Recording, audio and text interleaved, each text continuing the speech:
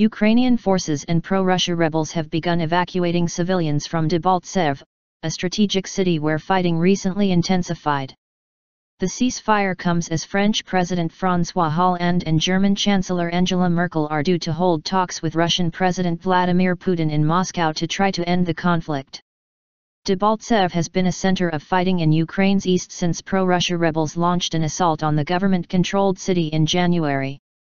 The railway hub links the two main cities they control, Donetsk and Luhansk.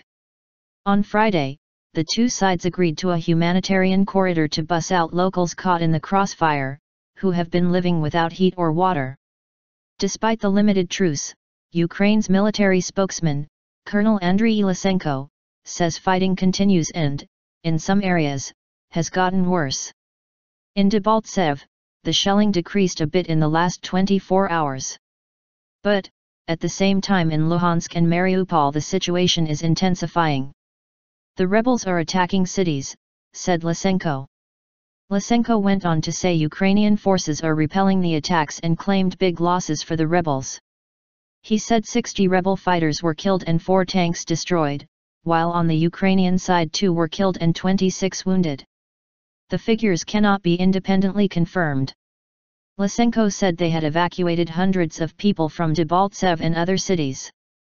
But Oleg Surko, a member of the Coordination Council of the Association of People's Volunteers, criticized official efforts.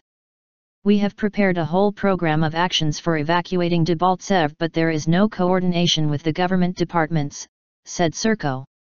Alexander Horbitko, leader of the aid organization Donbass SOS, says the situation is dire. Eastern Ukraine, particularly Debaltseve and Maryanka, is very hot. People do not leave their basements as they are hiding from the shelling. They prepare food over open fires because they do not have electricity or gas and the shops are closed. Most people want to leave, but there are problems getting information to people outside of central areas, said Horbitko.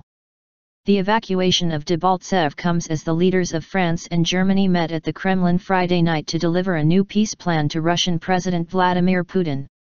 French President Francois Hollande and German Chancellor Angela Merkel met Thursday with Ukraine's President Petro Poroshenko in Kyiv to discuss the plan.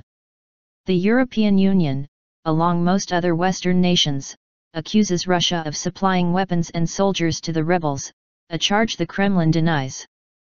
U.S. Secretary of State John Kerry also held talks with the Ukrainian leaders in Kyiv. He acknowledged Washington is considering supplying weapons to Ukraine's military, raising European concerns it could widen the conflict.